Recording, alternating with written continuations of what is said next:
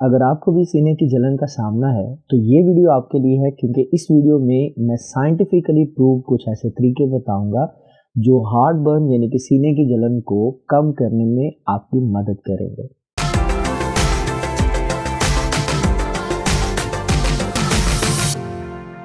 सबसे पहले हम बात करेंगे कि हार्ट बर्न यानी कि एसिड रिफ्लक्स क्या है, क्योंकि जब तक आप इस प्रॉब्लम या इस मसले की वजह नहीं समझेंगे तब तक आप कैसे जान पाएंगे कि ये टिप्स किस तरह से आपके लिए हेल्पफुल साबित हो सकती हैं।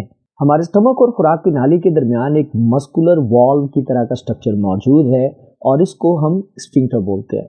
और इस स्फिंक्टर का काम ये है कि ये स्टमक के कंटेंट को वापस एसोफेगस की तरफ आने से रोकता है। अब आप खुद सोचें कि अगर किसी तरह से ये स्फिंक्टर प्रॉपर बंद ना हो तो उसका नतीजा ये होगा कि स्टमक का जो एसिडिक फूड है वो वापस एसोफेगस की तरफ आता है, जिसको एसिड रिफ्लक्स बोलते हैं। और यही एसिड रिफ्लक्स जो है वो असल में हार्ट बर्न यानी कि सीने की जलन की वजह है। अब अगर इसके सोल्यूशन के बारे में सोचते हैं तो सबसे पहली चीज़ जो हमारे माइंड में आती है वो ये है कि किसी तरह से इस स्फिंक्टर को मजबूत बनाया जाए ताकि स्टमक का एसिडिक कंटेंट वापस एसोफेगस की तरफ ना आ सके। तो आइए सीखते हैं कि ये काम आप किस तरह से कर सकते हैं। Tip number 1, smoking, alcohol and caffeine. ये वो तमाम चीज़ें हैं जो आपके स्फिंक्टर को कमज़ोर बनाती हैं, जिसकी वजह से ये स्फिंक्टर प्रॉपरली या टाइटली बंद नहीं होता और हमारे एसिडिक कंटेंट को वापस एसोफेगस में आने से रोक नहीं पाता है। तो अगर आप स्मोकिंग करते हैं, अगर आप एक हफ्ते में 14 यूनिट से ज़्यादा अल्कोहल इस्तेमाल करते हैं, या अगर आप एक दिन में 3 से 4 कप से ज़्यादा कॉफ़ी पीते हैं, तो आपको ये आदत कम करते करते ख़त्म करना पड़ेगी।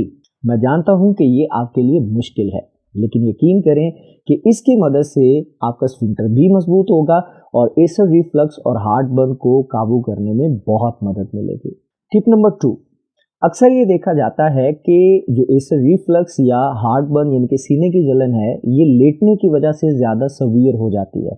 उसकी वजह ये है कि जब हम लेटते हैं तो ग्रेविटी की वजह से जो मैदे का कंटेंट है वो वापस एसोफेगस की तरफ मूव करता है। तो इसका हल ये है कि आप उसी ग्रेविटी को इस्तेमाल करके इस एसिड को वापस फिर से स्टमक में भेजें जहाँ पे हकीकत में इसको होना चाहिए। तो टिप ये है कि जो बेड टॉप है उसको आप कम से कम 20 से 25 सेंटीमीटर ऊंचा रखेंगे।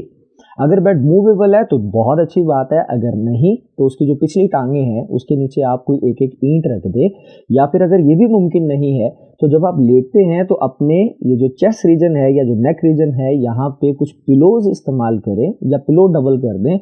मकसद ये है कि हमारा जो चेस्ट रीजन या एसोफेगस का रीजन है ये हमारे स्टमक या एब्डोमेन के मुकाबले में 10 से 20 सेंटीमीटर ऊंचा रहे, ताकि ग्रेविटी अपना कमाल कर सके और इस एसिड को वापस एसोफेगस की तरफ आने से रोक सके। So here comes tip number 3, reduce pressure on your belly area.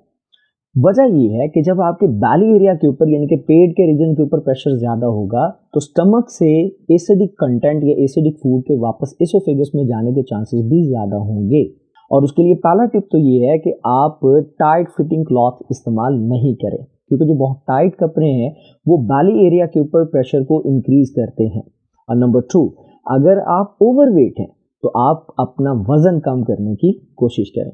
Let's move to tip number 4। इस टिप का ताल्लुक हमारे खाने पीने के क्वांटिटी, उसकी टाइमिंग और इसी तरह से उसकी क्वालिटी के साथ है। मैं हमेशा से रिकमेंड करता हूँ कि कभी भी बहुत हैवी मील नहीं लें, यानी कि आप बहुत ज़्यादा पेट भर के खाना नहीं खाएं। उसकी वजह ये है कि ऐसा करने से एसिड रिफ्लक्स के चांसेस बहुत ज़्यादा बढ़ जाते हैं।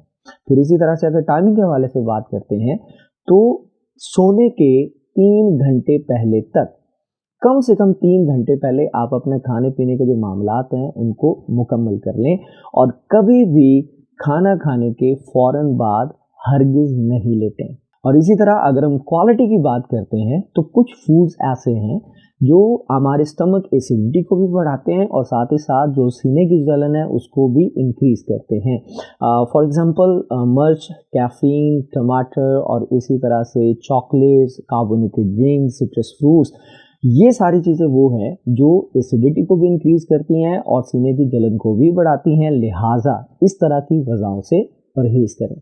And finally it is tip number 5, there are certain medicine जो कि हार्ट बर्न को बहुत ज़्यादा इंक्रीज करती हैं, जैसे आंसर्स में एस्पिरिन और आइबुप्रोफेन है, इसी तरह से डायज़ेपाम है और फाइनली थायोफिलिन भी है और भी बहुत सी हैं, और इनकी वजह से इस रिफ्लक्स और सीने की जलन बहुत ज़्यादा बढ़ जाती है। सो मैं ये बिल्कुल रिकमेंड नहीं करूँगा कि भाई आप ये मेडिसिन इस्तेमाल करना बंद कर दें, और ख़ास तौर पे अगर इन मेडिसिन को आपके फिजिशियन यानी कि डॉक्टर ने प्रिस्क्राइब किया हुआ है। लेकिन कम से कम आप अपने डॉक्टर से ये ज़रूर बात कर सकते हैं कि भाईजान इस या इन मेडिसिन की वजह से मुझे हार्ट बर्न यानी कि सीने की जलन का सामना करना पड़ रहा है, ताकि वो या तो उन मेडिसिन को चेंज कर दें या फिर वो आपको हार्ट बर्न या सीने की जलन के लिए कोई रेमेडी या कोई मेडिकेशन जो है वो सजेस्ट कर सकें।